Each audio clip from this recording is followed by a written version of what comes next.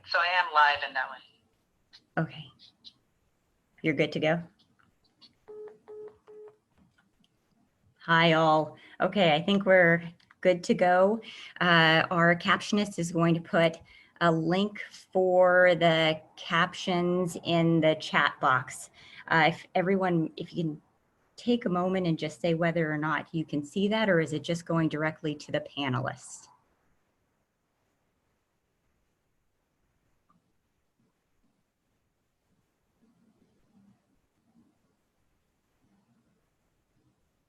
Okay.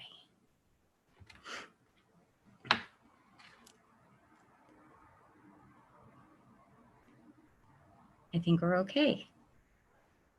All righty. Welcome, everyone. We're so happy to have you here today with us for the Umoja and Psychological Services Equity and Mental Health series. For those of you that have joined us previously, you know this was an effort that the College of Marin started a year ago in the partnership with Umoja and Psychological Services to really think about the experiences of communities of color, in particular prioritizing the mental health needs of students of color. And we have really done that by coming together as a collective and thinking about not only the experiences of our students of color, but also centering the voices of our students, faculty, and staff of color to really think more critically about our work. Now more than ever, we recognize the importance of engaging in this dialogue and continuing the conversation. We had a wonderful discussion last semester where we were talking with Dr. Kevin Coakley out of UT Austin about the psychological impact of racism and imposter phenomenon and mental health. And we were so looking forward to having Imadé with us at the College of Marin campus this month. And we were pleased with your flexibility and willingness to continue the conversation in this virtual space. And I think we're seeing more and more, and we'll dive into the discussion around this, around how folks are building community and engaging in discussions and supporting each other and lifting each other in these virtual spaces. So I'm hopeful that this will serve as a space for that today, and we'll see what comes of it as we continue the conversation. I'm Stormy Miller. I am one of the directors of student services at College of Marin, and today I'll be serving as one of the co-hosts. We also have Yashika and Danila with us here today, and I'll go ahead and let them dive in to talk about Umoja program and also about our psychological services that we provide at College of Marin. Great, thank you so much, Stormy. My name is Yashika Crawford, proud faculty member in psychology here at College of Marin. On behalf of our director, Professor Walter Turner, Umoja brings you greetings. Umoja is a community of educators and learners who are committed to the academic success, personal growth, and self-actualization of African-American students, as well as our community, College of Marin students at large. Umoja community seeks to educate the whole student body, mind and spirit. We're informed by the ethic of love and its vital power. And the Umoja community seeks to deliberately engage our COM community and the community at large as full participants in the construction of knowledge and critical thought. We are fortunate to partner in the Equity and Mental Health Initiative with Psychological Services. And here to talk a little bit more about psych services, please join me in welcoming Dr. Danila Masante. Thank you, Yashika. Hi guys, I'm Danila Masante. I'm a clinical psychologist and mental health counselor in the Psychological Services program at College of Marin. So grateful to be here with you all and be a part of this really important initiative we're doing in this program in this virtual way. Really looking forward to talking about mental health. And in the Black community in particular, and just a few notes about psychological services at COM. They are still going like this virtually and on Zoom and also on phone calls, and any current students are eligible for psychological support through this program. And Colleen put the link which has information about how to reach out to someone, and so yeah, happy to be here and excited to get started. Thank you, Danila. And so now to give a more formal introduction of our wonderful guest, Imadé Nibokun Bora, creator, founder of Depressed While Black. I'm just going to share a little bit more information about you before we dive into questions and just conversation. Okay, so Imadé is a writer and mental health advocate who founded Depressed While Black. She is a suicide attempt survivor who lives with clinical depression and borderline personality disorder. Imadé first developed Depressed While Black as her 2015 Columbia University nonfiction creative writing MFA thesis. Depressed While Black has grown to an online community, an in-progress book, and a charitable initiative providing personal care items to mental hospital patients. We are so pleased to have you with us today. Many of us have had the privilege to take a look at the beautiful work that you've created on your platform, Depressed While Black, and it has been just a wealth of information, particularly as we think about what we're going through right now in this pandemic. When we think about Black mental health, access to care, access to virtual care, the work that you're doing in support of women who are hospitalized during this time, and really thinking about that collective care and mutual aid. And so we were eager to have this conversation. And, like I said, we wanted you on campus, but it seemed like it would have been a missed opportunity if we didn't have this dialogue. And of course, we still plan to have you on campus because there's so much to talk about, especially as we see what's happening and know the impact that this can have on communities and individuals of color. It's not something that we know is going to quickly go away. So we're eager to continue the conversation, but to start it today, we'd like to just start off with a little bit of a check-in and ask how you're doing. And I'm curious to know what care looks like for you right now, what self-care looks like, what community care looks like. We have a lot of conversations about how we care for ourselves and others during this time in the comm community, and would love to know how you've done that over the past, oh gosh, where are we at now? A couple of months or so. Thank you so much just for having me here virtually. I feel the welcoming spirit, and I really appreciate that, even over here in North Carolina. So thank you so much for having me here. I think when it comes to self-care right now, and it's just really kind of protecting my space and trying to create kind of a tiny world of peace is what I've been telling people. Just through radical accepting this kind of new situation that we're in right now, grieving what I've lost, grieving collectively as a Black community, finding Black affirming virtual spaces where we can kind of collectively grieve, where we can collectively share self-care tools and affirmations. So a lot of what I'm trying to do right now is just kind of create a safe space for myself in the midst of a really, uncertain atmosphere. Wonderful. Yeah, it's so much of that resonates, and it is interesting, just the way in which we create that space for ourselves and how we do that, with those that we were closest to, even though we're not able to be as close as we might wish to be with some of our loved ones. So, and I think I failed to mention this, but this would be important as we start the conversation for folks that are listening in. As we have this dialogue, please feel free to enter into the chat box or the Q&A. Is that correct? We're through Q&A. If you have questions at the end, what we'll do is we'll facilitate the Q&A and make sure that anything that comes up, questions and comments for the group are answered during that time.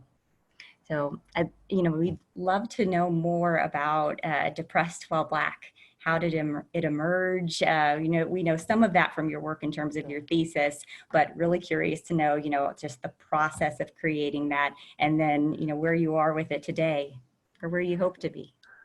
Yeah, it actually started at a really humble place. I just I just needed to graduate.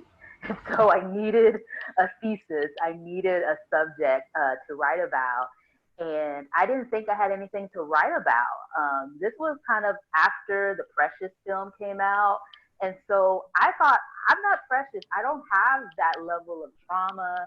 I didn't go through any serious situations, and I didn't think that I had anything to say. But looking back, I'm recognizing how much trauma is normalized in our communities, and just the assumption that if you don't have all these situations, that you don't have anything to talk about, but you still have something that can be very valuable to say. So yeah, I just thought about what happened to me the year before. I was speeding on a Los Angeles highway wanting to die. I had a really bad suicidal episode that brought me into USC's counseling center, where I had two counselors pretty much tell me that I need to drop out of school because my mental health is so bad. And I said, you know what, that's a story. That's something that I can talk about. And so it just started from there. I started writing about my experiences. And what made me bring that conversation online was that I didn't know any other Black person that dealt with depression. And so I was really hungry for a community. I was hungry to find, are there any other Black people that are like me? And when I started sharing my story on social media and in articles, I started realizing there's a lot of us. And it was just so healing to connect with people who had my experiences. It like normalized me and validated me, and it just made me feel like I was not alone. So it kind of all began with a thesis and me just putting my story out online.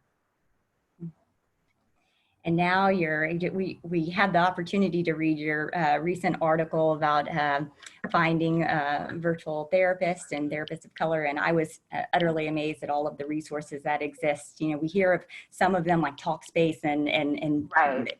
and names that, you know, folks go to access or have been accessing virtual telemental health, but this to me, it was more specific to if I'm interested in looking for someone who is going to perhaps understand my experiences, or, you know, be able to relate as a person of color. There was so much more that's out there that I just wasn't aware of. So really appreciate that piece in essence. And I think we'll probably, if we haven't already, link that into the chat for folks to check out. Yeah, thank you. I really wanted to create a tool that is essentially kind of like mutual aid in knowledge form. I feel like this is a time where we really need to remove barriers to information and resources. We really need to get resources in people's hands very quickly because the mental health needs are so great right now. And so I wanted to do something where I compiled a list for people of every socioeconomic class.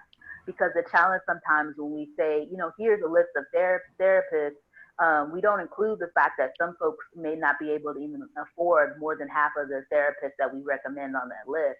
And so how can we create a tool that any Black person at any type of socioeconomic class can use? And so, yeah, it was just a blast. I had an amazing experience of talking to different organizations. And I really appreciated speaking with a social worker and her breaking down, okay, so if you're on Medicare, here's step one, here's step two. I really wanted to kind of have a step-by-step guide, because a lot of times we don't know how to find a therapist because no one around us is using therapy. So we're coming at a point where we have to make up for the lack of institutional and structural knowledge in our communities.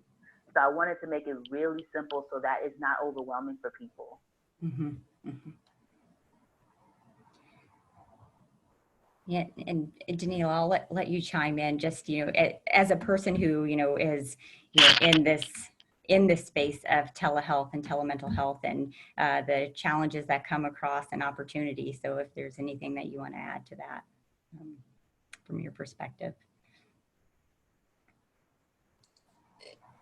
Yeah, I mean, I think it's kind of like where to start.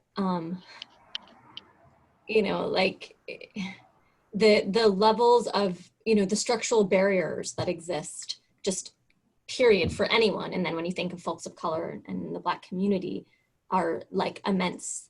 And then the need is so great. And we can all get caught in sort of that, and it's valid, but that frustration, but then you're not getting what it is you're looking for or need, right? And then thinking about this layer of this pandemic, and it was just, you know, kind of reading through your Facebook page about, you know, the second wave, thinking about the second wave of mental health crisis.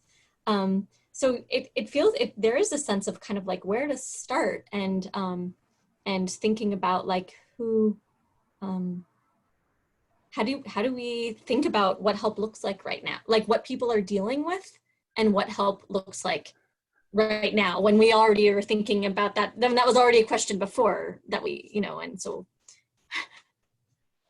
Yeah, I mean, I think, help is definitely, removing those barriers. It's a huge challenge right now. I'm personally, I'm looking for a therapist myself, a new therapist. And because I deal with borderline personality disorder, it's like I'm looking for like a slither of a slither of a slither, because I'm looking for a Black therapist who does the dialectical behavioral treatment modality that is specifically for people with borderline personality disorder. And so the challenge for me is because also is that I live in a small city. We don't have a huge population of Black therapists.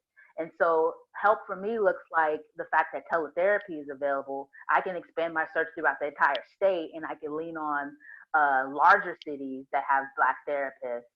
But I feel like right now also when it comes to therapy, man, we need free therapy. We need free Wi-Fi. I know that a lot of folks are struggling right now because they don't have Wi-Fi at home, or they don't have a device that may be strong enough to be able to do a more of a intense data use activity like a video therapy.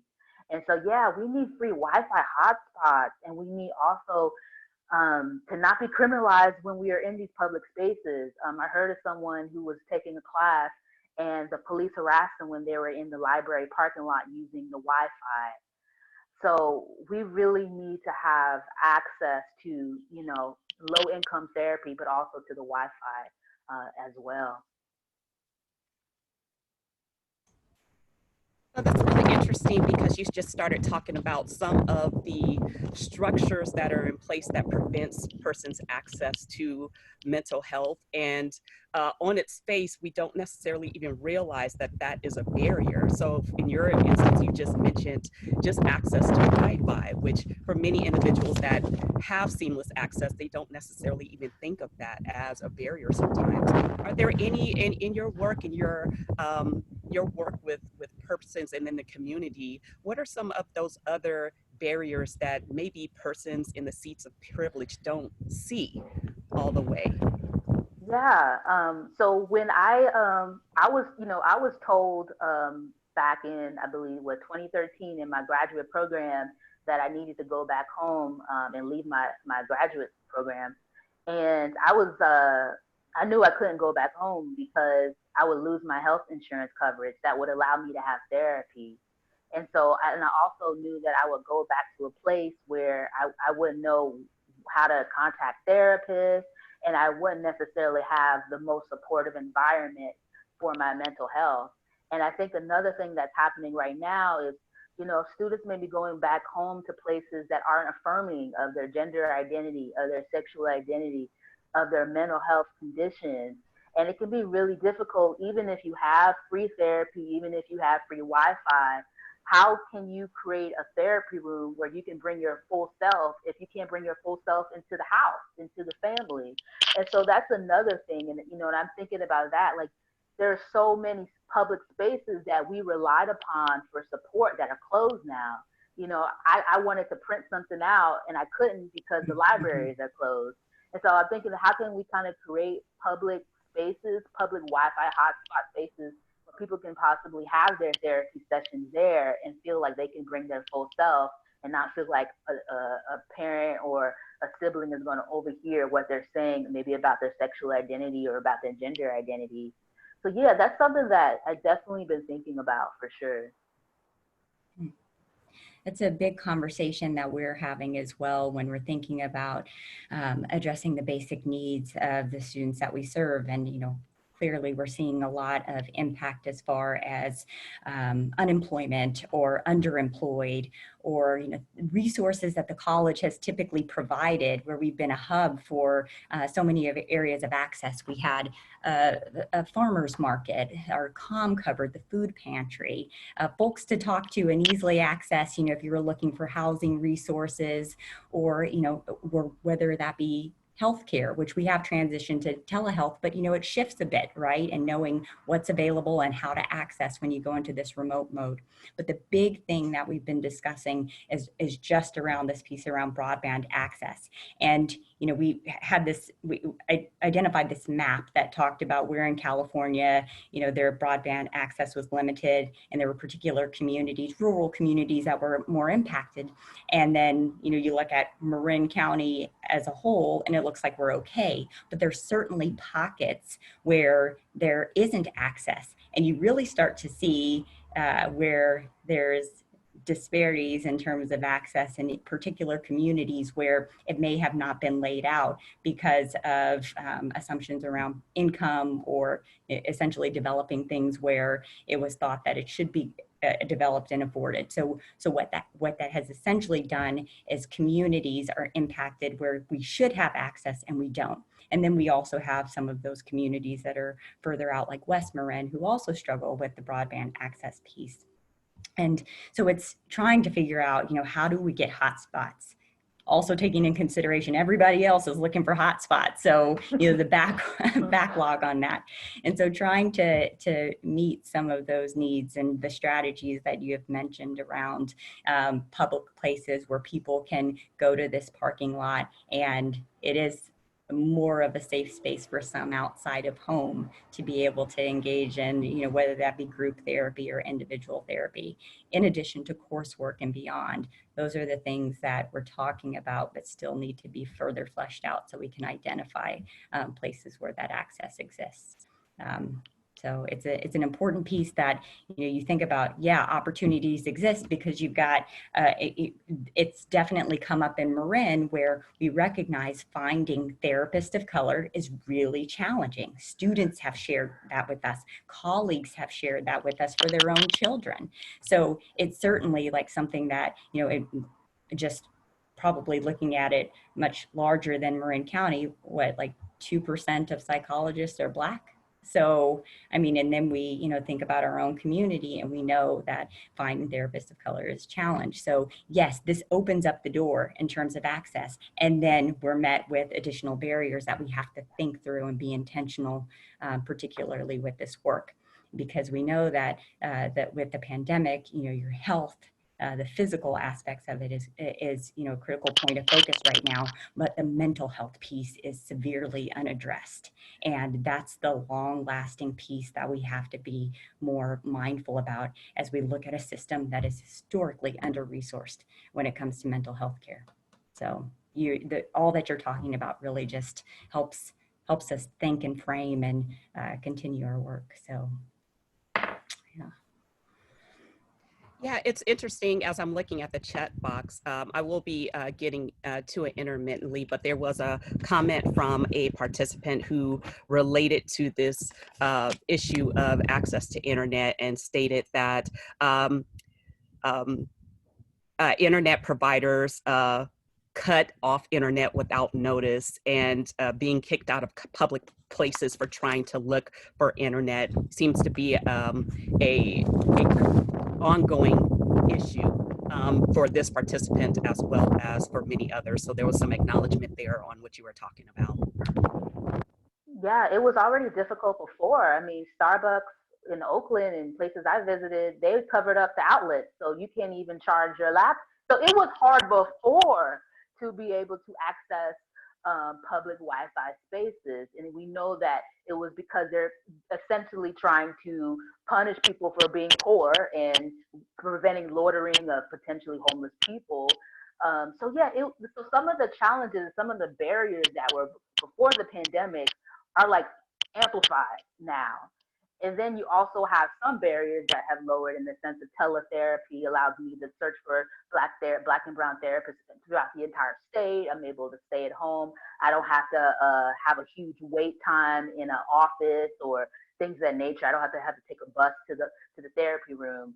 So it's like an interesting, really conflicting time because it's like some barriers have dropped, but some barriers have exponentially increased. And so, yeah, there is definitely a unique need right now. Very good. Oh, go ahead, Danella. Like, we're all a little new to this virtual thing. Hopefully I'm a little better when I'm doing therapy, but probably not. I guess I was like thinking a little bit about, you know, so Imadé, you were sharing in the beginning when we spoke about like part of what you're doing to care for yourself about like, I don't remember the language, like protecting your space. Yeah. And so I was thinking both there's this piece of course about like getting mental health support, therapy, and of course I'm definitely on board with that. But also there's complexities to it, right? And it isn't, you don't just like find, you know, it might not be so easy to find someone who's a really great fit for you. And so it's like both that piece and all the barriers there, but also like the piece of our own, like the healing and support we have from within, or from like what we can go to within ourselves or in our communities as well. And just thinking about how we hold both of those right now. And I mean, really always. Yeah, I mean, I think the good thing about being mentally ill is that we knew we had problems before this. So it's like, I know I have anxiety. Like, you don't have to convince me that I have anxiety. I know. And so I guess the good thing is that we know what our symptoms are. We know what our problem areas are. And a lot of us were already actively either in therapy or in support groups. We were actively trying to develop skills to treat some of the issues that we're experiencing now. And so I think for me, I am doing a lot of personal work in addition to mental health resources. I take a skills class, a dialectical behavioral therapy skills class. So I've been taking that class since January, every week since January. And I'm learning how to radically accept the moment. I'm learning how to check the facts. Sometimes my emotions get really intense and they're not necessarily rooted in reality. I am learning how to do opposite action. And so if I feel like I have an emotional urge to do something that is maybe self-harming or self-destructing, I'm learning how to do the opposite of that and to do it consistently. So there are so many different things that we can tap into now as far as personal development, working on our growth. And, you know, because we don't necessarily have a lot of events, outside events to go to, we have more time to do what our therapist tells us to do, which is, you know, sometimes I'm like, man, I guess I have to do what my therapist tells me to do. But yeah, I'm really applying what my therapy teachers teach me. And I think that this is definitely a time to hone in on some of the things that we've been hiding for a long time. I know that some of us, especially in the Black community, we have almost changed our symptoms into something more acceptable. So we may be dealing with immense depression and sadness, but we transitioned it to anger because anger is a more acceptable emotion. Now that we're in our homes, we have sometimes more time to say, oh my gosh, the root issue that I'm dealing with is actually this depression that's causing the irritability. And so let me figure out ways to treat this depression.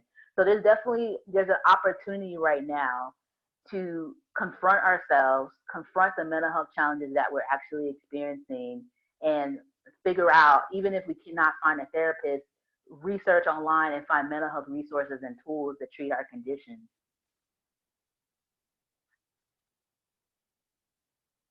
To know if you could speak more to with the emergence of COVID-19, we're getting more and more data that's starting to really quantify the impact that it's having on not only persons of color, but more specifically African Americans, by and large, are not only impacted disproportionately by COVID-19, but also dying from COVID-19. We have in our spaces as participants today, students, educators, practitioners. How can we in our various seats serve as change agents to the outcomes of access to care? Because for many persons, they don't believe that they have any reason to have these conversations, but what are those opportunities that we all have in our various seats to engage and really advocate for access to care? Yeah, I think we have an opportunity to do mutual aid, and definitely I think that one of the powerful things that I experienced when I was in a support group out when I was in New York was that we all pretty much compiled a list of mental hospitals that weren't awful to us. We were like, you know what, this mental hospital is not that bad. You know, I had got support here. And so what I'm thinking about, how can we kind of create a system where Black folks review doctors, review hospitals, so that we can, so if we go to these hospitals, we're not treated with medical neglect. I think one of the biggest concerns that I have for Black and brown folks is that we're not being treated when we ask for help. There was recently a Black woman, I think her name was Zoe, and she, you know, called for emergency services because she was dealing with shortness of breath because of COVID.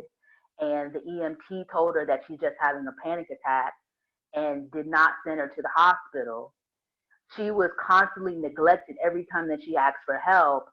And unfortunately, she passed away. She's no longer with us.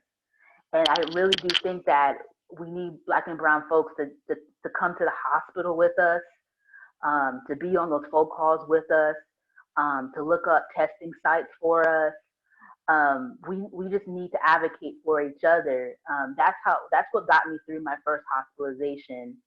I was hospitalized after my first suicide attempt, and I dealt with a lot of this medical racism. I was misdiagnosed. I was told I had bipolar disorder because I wrote in my journal and I laughed at my friends. That's it. I was put on very severe drugs because they thought I had psychosis. And the only reason why I feel like I got out of that halfway okay was because I had my best friend and my mom with me every step of the way, advocating for me so that I got the care that I need. And I think that's what is really going to take a community of folks coming together, escorting folks to hospital, just being there so that we are watching these doctors, we're watching these nurses, and we're making sure that they take care of us. I do want to cite something that Yolo Achilles, the founder of Beam, is an amazing Black mental health organization. And he said that, you know, even before the pandemic started, Black and brown folks were living in areas that were zoned for them to be sick. Essentially, these places were food deserts. These places lacked proper medical care. They lacked proper outdoor spaces. These were places that had poor air quality, so people were dealing with asthma. There were so many different things that were happening in these places that were already zoned for them to be sick before the pandemic. And we're definitely seeing how those places that are zoned to be sick, Black and brown areas, it's like revealing all of the underlying structural inequality that's been happening for so long. It is heartbreaking what's happening, how many Black people have died from this, and just the lack of leadership mourning this and actually providing what we need.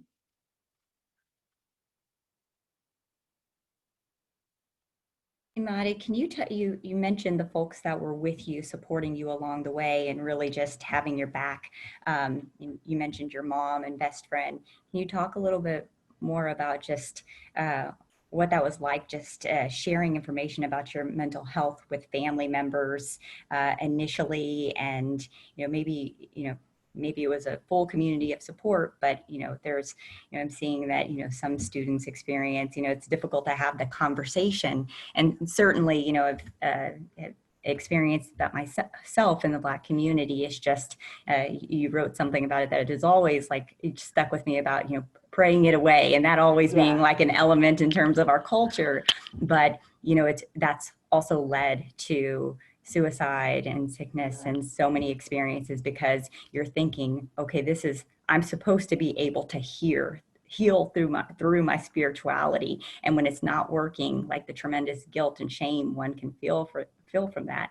But then we also know that there's wonderful ways in which the Black community has come together and has really had forms of mental health treatment and approaches, and just through our years of resilience. So I'd love to just hear more about how your family has supported you and other pieces that have really built your community.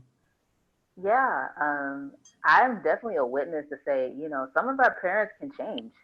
Some of our parents can be more accepting and more loving and more curious. It wasn't always that way.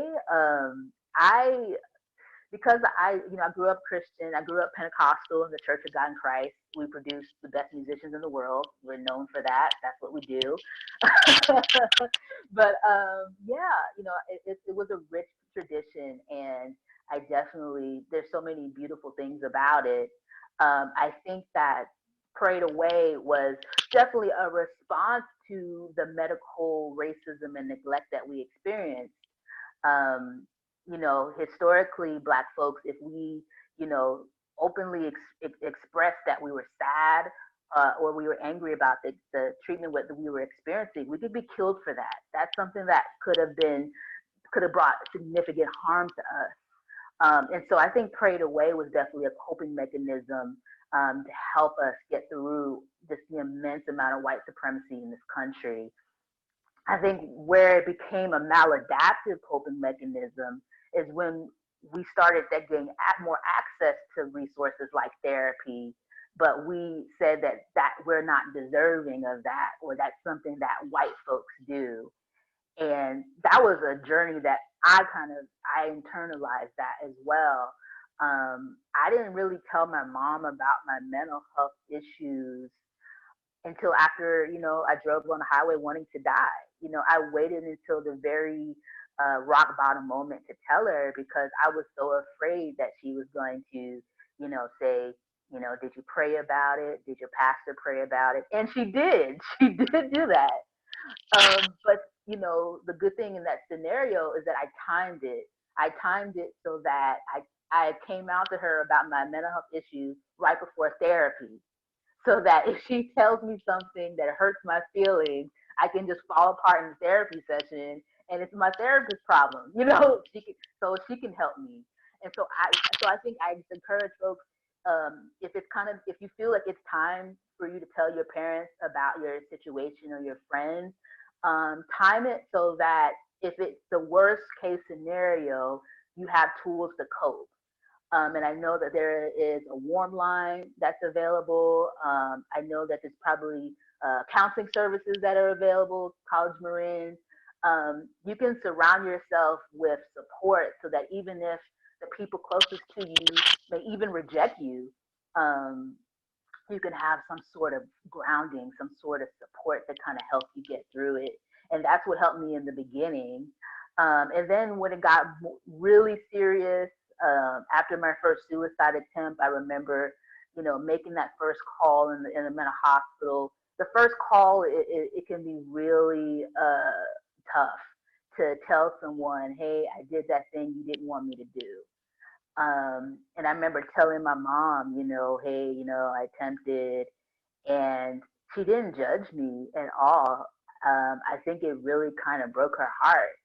And I think as a mother, she went through all the things that she's done to like support me, and was like, is this not good enough? I did all this.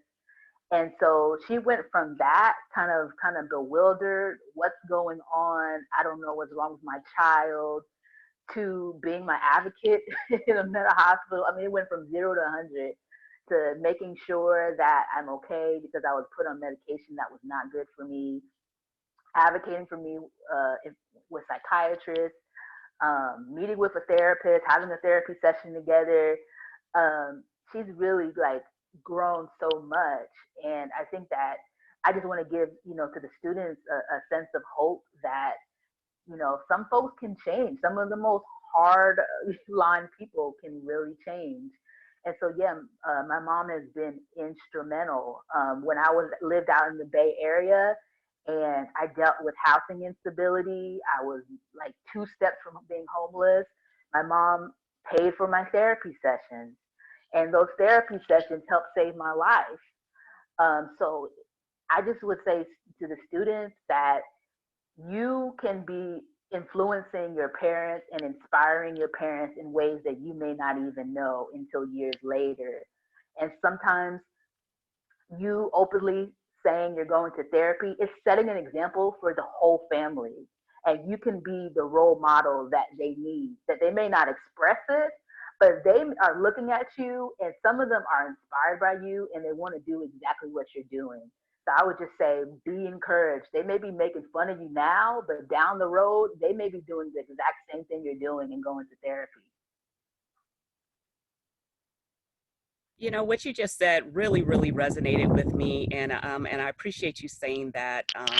In families, particularly those have been really being resilient day after day, year after year, we never seek an opportunity to pause to really focus on ourselves. I was hearkening back to when my sister many years ago became vegetarian, and how that was such a Herculean shift for my Arkansas bred family. And now they are finally realizing, oh, wow, food as medicine. And so for you to talk more about how to start normalizing these conversations and starting with just you, that's significant, because through those conversations, you'll probably realize through the voice of your mom, through the voice of a grandparent, they say, you know, I had experienced that throughout my life and never maybe articulated it as such. And so that could be the start of something significant for a family. Yes, definitely. It can be a huge cultural shift. And it also, it empowers you to talk about your situation because, yeah, you may find out that you have a relative with bipolar disorder. And the information from that relative can really help you when it comes to knowing your treatment. That's typically the first question that therapists ask. And they'll say, you know, if anyone in your family have a mental health condition, and for a lot of Black folks, including myself, we don't talk about it. So how can we even tell you information that you need about our family condition if nobody talks about it? So sometimes when you begin that conversation, you can get information back that can help you in your own treatment plan. So yeah. Before we proceed, I just want to acknowledge that, thanks, Colleen, she's putting resources in the chat box for everyone, particularly that link to our counseling services at College of Marin. There were a couple of participants that acknowledged that this is indeed a very, very challenging time for them right now. So I highly encourage you, please, we're here to help. Thanks, Yashika. I think I just wanted to just appreciate like the healing that sometimes there's this idea like you go to a therapist and you get better.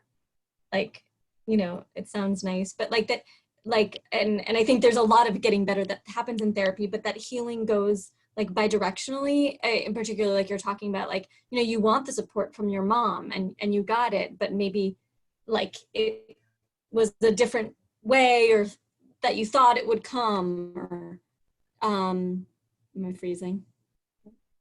A little bit, yeah. I think it's yes, healing is nonlinear, but healing is also generational, and so you can help heal your whole family just by speaking and talking about your experiences, and your healing can stretch out into like innumerable ways. You can be thinking about just your healing and your health, but somebody that you don't know can be looking at you and saying, "Oh, I want to do that.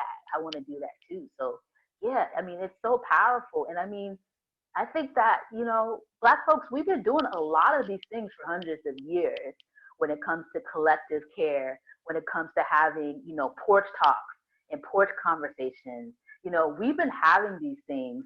I think that now we just have to be more intentional about talking about, you know, mental health challenges and mental health issues.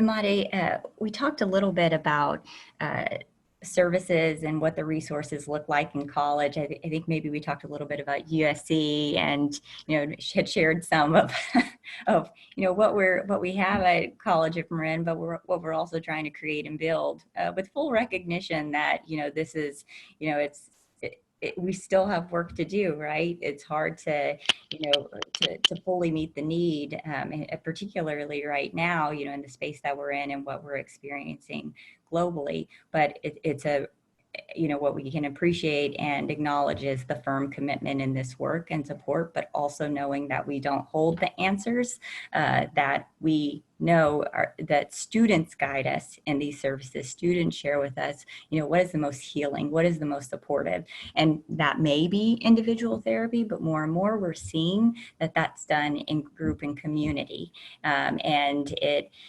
may be more, traditional forms or ancestral forms as well. It may be more conversations related to, our own stories and experiences in our culture. But, share with us from your experience, like what are the things that, if there were any pieces that were most helpful and things that were just like, okay, this isn't it. Because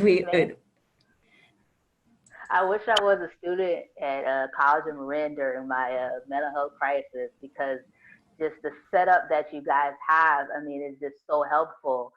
When I went to USC, we had a limited number of sessions with a school counselor before we got kicked out of the system and had to go to a referral. And that was kind of one of the biggest things for me. One of the biggest barriers I had was, on top of like dealing with depression, on top of like being suicidal, I had to go find a therapist. And it just felt like an insurmountable task. And so I really appreciate what you're doing in allowing students to stay in your counseling program, and not kicking them out, because that was really difficult for me. When I was having my mental health crisis, the two counselors told me I had to leave school. And the first thing I thought about is like, who's gonna help me when I leave here? Who's going to support me? And also they wanted me to have a police escort to the hospital, which was terrifying. I lived in South Central LA. The police helicopters shook my house all the time. They put their huge beams in my house. And so I was getting a trauma response in the counseling room. I was getting triggered by what they were telling me to do. And so what happened for me in that moment was that I became defensive.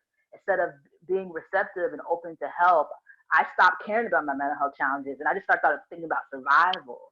And so what happened after that was they told me, okay, if you don't want to go to get a police escort to the hospital, go to outpatient. They didn't tell me outpatient costs like $3,000. I'm broke. I don't have any money. I can't afford $3,000. So we negotiated down further, and they were like, well, you can go see a therapist from the list of therapists you can pick from. And, I wasn't really going to class. I wasn't bathing. I wasn't really changing my clothes. So it was really difficult to, find a therapist. Fortunately, the first therapist that I saw was really kind to me, was non-judgmental, and understood like how religion dictated every aspect of my life. And she really helped me think a little bit differently, a little bit independently of that. And so what helped for me was just going to therapy every week and knowing that I can just collapse in that room and fall apart, and that I don't have to hold myself together all the time. She gave me a name for what I was suffering with, because before then I really didn't know what I had. I knew that I was really depressed and sad, and I thought that getting a job was going to fix it. I thought that getting a scholarship and going to school was going to fix it, and it didn't fix it. And so when she told me that I had major depressive disorder, the first thing in my head was like, that's a white person disease. That was the first thing in my head. But the second in my head was like, oh, like there's a reason that I'm suffering like this. There's nothing in and of myself wrong with me. This is just a condition. And so that really helped me. Putting a name to my suffering really helped. And then her walking me through, my relationship with Christianity, and learning that, taking care of myself is not a sin, and kind of removing some of those layers of shame. It really helped. And then coming out to my professor really helped. I had to come out to my professor because I couldn't make my assignments. And the beautiful thing about coming out sometimes about your mental health condition, that person comes out to you. And so now you're having kind of this mutual coming out session. And it was it was a blessing. Like I could talk to my professor and like, he would understand because he deals with depression too. And I just felt so safe. And then I had another student and I shared that I deal with depression. He sent me this long email about how he dealt with depression since he was like 3 years old. And I was like, wow, like I have a community here that I didn't even know. And that was something that was so beautiful to me. It requires vulnerability to, identify the community around you. But when you put that vulnerability out there, it can really be healing. So that helped me a lot. Just a therapist that I can go to every week, a professor and a supervisor that was understanding, and students that affirmed and validated what I experienced. Thank you for that. For those that are listening, I hope it's empowering to know the roles that we can each play. When we don't have to, be a licensed clinical professional, but just being the listening ear, someone saying that I care about you, I see that you're hurting. Maybe they share an experience or maybe they don't, but they're saying, I'm holding space for you and what you're experiencing. So, and that's one of the things that, we want to see more and more of, in just supporting, faculty, staff, and students, each of us to, have the knowledge and information to, again, you don't have to be the therapist, but just, be a support, be a listener, and then, be armed with some resources that may be so timely for someone who's really struggling. I know that thinking of time, I'm sure that we've had some questions and comments in the chat box. And so we want to make sure that for folks who are listening who did want to share that or have questions for you, that we give them the opportunity to voice that. So Dr. Crawford is going to facilitate our Q&A and share some of the questions that have come out of the chat box.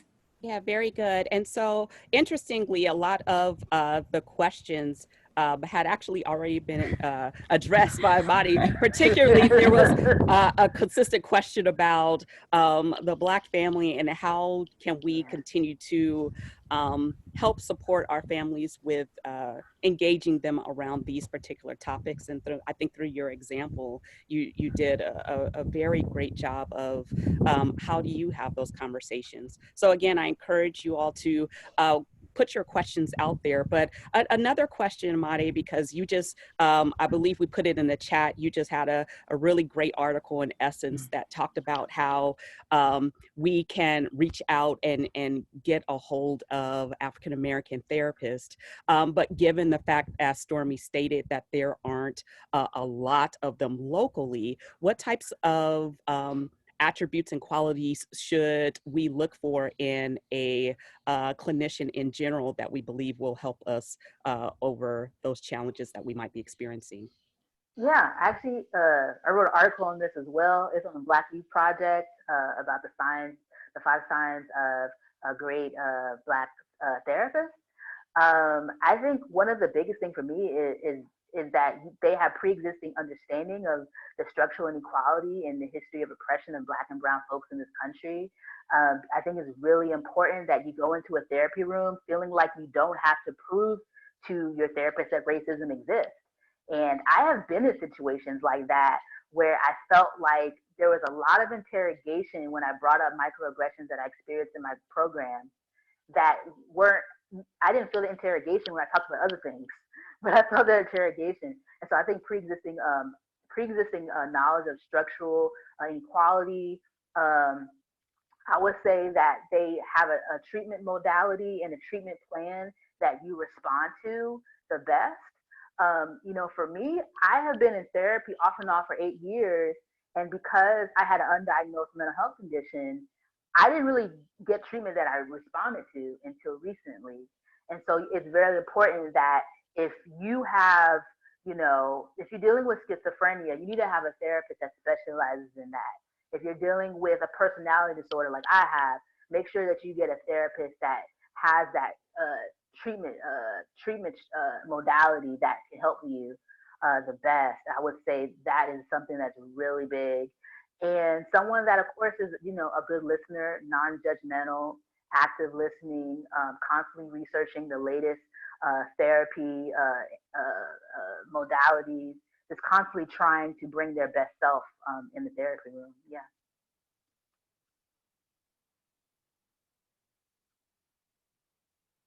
Great, thank you for that, Imadé. One of the interesting things about the access to technology is it does allow us to engage with persons in a way that we never have before. But you acknowledged how opening yourself up has brought a lot of persons to engaging in this talk that never have before. But how do you protect yourself also from some of the challenges that might also be created in using some of these platforms, and how do you keep yourself safe? Yeah, a lot of us are hurting. A lot of Black and Brown folks are hurting. And because of the barriers to mental health therapy, it's easier to, DM somebody and unload your whole trauma history on them because they tweet about, mental health challenges. And that's something that I deal with sometimes. Folks share with me things that maybe they should be sharing with a therapist. And, in those moments, I do have to kind of say, hey, I'm not a mental health professional, but here are some mental health resources from professionals that can help you. It's just hard. We're suffering. And so sometimes we're going to reach for the thing that's closest to us, but sometimes the thing that's closest to us may not be the most helpful. And so in those situations, I try to protect myself, through that, saying I'm not a mental health professional, but here are some resources. I try to not, watch videos of police brutality. I know that right now there's a video that's going around that is highly traumatic.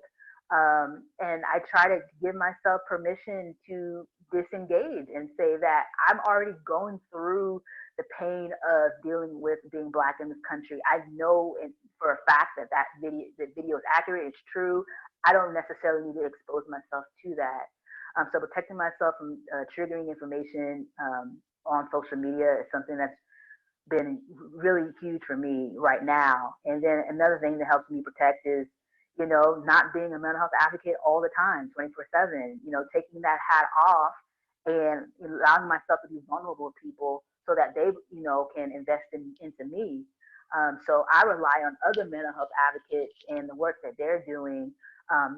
Erica Totten, she does emotional emancipation circles, I believe every other Wednesday. I attended it one last night, and we were able to collectively grieve for the loss of Ahmaud Arbery. Beam, they do virtual workshops on healing justice and peer support. So, sometimes it's good to take that advocacy hat off and just allow yourself to be a participant. There's nothing wrong with that. Yeah. We had another statement from our chat that said, recently a Latinx student told me that he was suffering from depression. The person was helping the student with some research. He wasn't sure what to say. What advice would you offer? It was a student that wasn't known very well to the individual. Individual didn't want to pry at all, but wanted to realize how should he have asked if he wanted to be connected to mental health services. And so in general, what do you do if you're a person that is engaging with the individual who acknowledges their struggles? What types of things should we say or not say in order to help support them?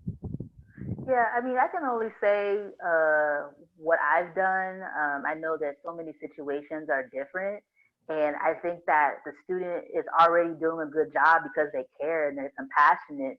So often people have very visible signs of mental health conditions and people just don't even look at it. So I think that's great that the student has that type of compassion.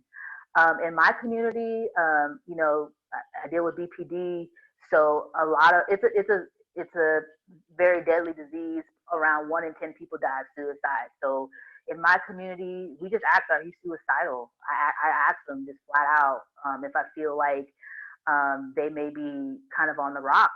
I ask them, do you have active thoughts? Do you have passive thoughts? I ask, directly, about their depression. I ask very specific questions. And I do that in order so that they can't evade. Because a lot of suicidal people like myself, we're master evaders. We know how to give you just enough to make you think we're okay.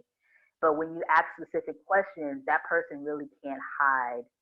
And then also, if you feel as if you're overstepping a boundary by asking like questions because you don't know them that well, you can also disclose yourself and try to produce a safe space in that way in being vulnerable and say, I'm not going to demand that you're vulnerable, but I'm going to say, hey, this is where I'm at. I'm vulnerable, and if you want to enter to that space, you can. So I would personally disclose, if even if I'm not like fully, like I don't know that person that much, I would disclose and I would say, this is some of the mental health resources that I'm using. You know, if you like to use them, they're pretty cool. But I would try not to be like too prescriptive. That's something that is kind of, it's a challenge, and I'm learning that sometimes you really do need a person's consent before you give them help. And I think that, mutual aid, it has to be consensual. It has to be a person inviting that. And I'm learning the balance. It's hard because I get scared when my friends are suicidal. I get scared if I see them tweeting about their thoughts. And I'm sure people get scared when I tweet about my suicidal thoughts. And I think the impulse is to control. It's to try to snuff out all the mental health symptoms they have. And I think that for me, I'm learning that sometimes I have to let go of control and make sure that the person is providing informed consent for me to help them. So I have to be a partner with them when it comes to their support and their recovery. I can't just drag them to the promised land. I have to make sure that we are in partnership together. Great, thank you for that, and appreciate Colleen is still giving us a lot of resources there in the chat, as well as some of our participants, Canal District Alliance, as well as Bucklew Suicide Prevention Program. So thank you so much for that.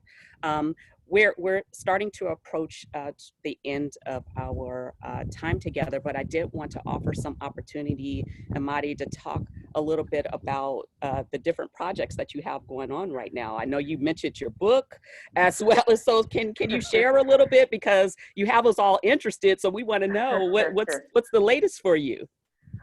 I'm just trying to, provide articles that can be a form of mutual aid to give people resources and knowledge. And every month I provide a personal care item for mental hospital patients at a local mental hospital here. When I was hospitalized the second time, I had really nobody visit me. One of the reasons why is because I didn't want to be a burden to my mom and my family. Sometimes there's shame the second time you get hospitalized, because you're like, oh man, I did it again. I don't want to be a burden. I don't want to, cause them to have expend all this attention and energy on me the second time. So I'm just going to do this by myself. And so I didn't have any clothes. I didn't have any underwear. I didn't have any bras. I didn't have any sanitary pads or tampons. I didn't have anything. And when you're dealing with depression, it's very easy to internalize those lack of resources as feeling you're worthless. And I didn't want any other mental hospital patient to experience that. So I provide Black affirming personal care items like satin bonnets, wave caps, wide tooth combs, things that would not be offered at a mental hospital.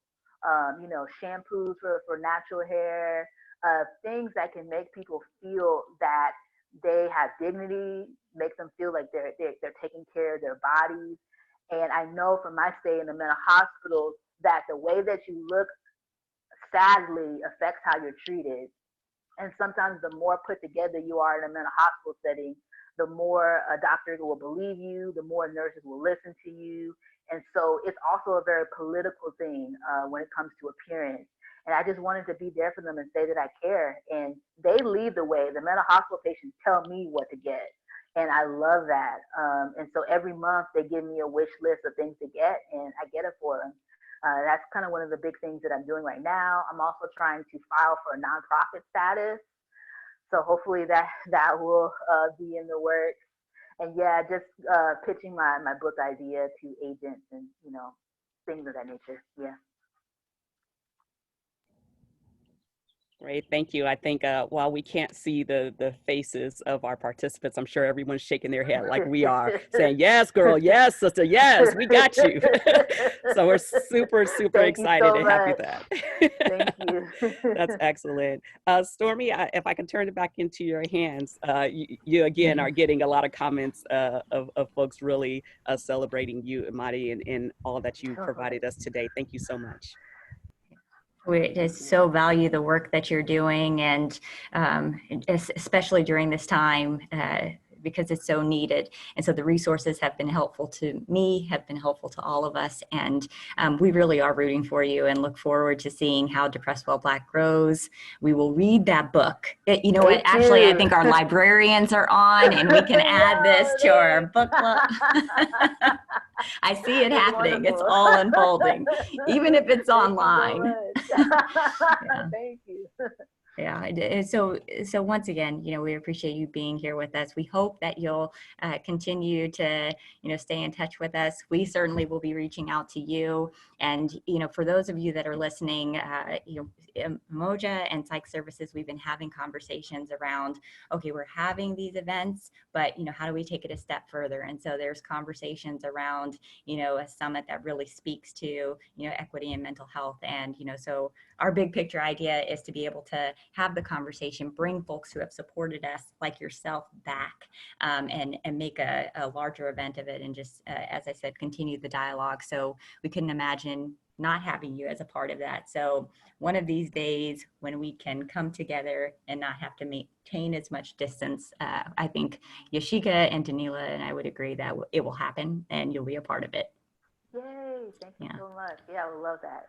Yes. The one thing that I wanted to, if you have not had the opportunity to visit depressedwhileblack.com, please do. And there's also a shop. And so I have to figure out the logistics here, but Danila had the great idea that we should have some type of giveaway for folks that registered. So we're going to try to do some kind of random drawing, and the folks that, are drawn, will reach out to them, and then they'll have the opportunity to check out your shop. You have some great sweatshirts, tank tops, and stuff.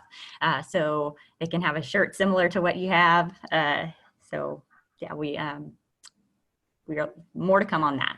So thank you again all for your participation in today's event. We'd like to find some way to get feedback on, conversations that we should have in the future, especially knowing that, in summer we're going to be online, and, we want to be able to keep folks engaged. If there are, we have some resources online right now, Danila Musante. So information has been shared about psychological services. I believe Anissa Rosa Sanchez is also participating in this, and she is also one of our mental health counselors at College of Marin. So know that while we are not on campus, we are here. We want to support. For faculty and staff that have questions, while we have the resource guides up on our website, certainly, it can be hard to navigate all of this during this time when we're all experiencing tech fatigue, right? So please do reach out to us if you need any resources, questions. We're happy to help. We want to be a resource to the entire community at this time. And if we don't have the answers, we have wonderful partners through behavioral health and recovery services, community organizations like NAMI Marin, and other folks that we call our friends, who are also active and engaged in making sure that they're reaching out to folks in our community that need support. So that's in place, and how to, I believe our names have been provided, and maybe our email addresses as well, but please do feel free to contact any of us who have been a part of this. And, I'd be remiss if I didn't give credit to Colleen and Patty and Dawood, the folks that are Colleen. Thank you, everyone. brilliant tech folks, and have supported in so many ways behind the scenes throughout the event and beforehand. So we love you and appreciate you all. So with that, I guess we'll go ahead and call it a day, and thank you. Thank you. Thank you so much. Bye. Take care all.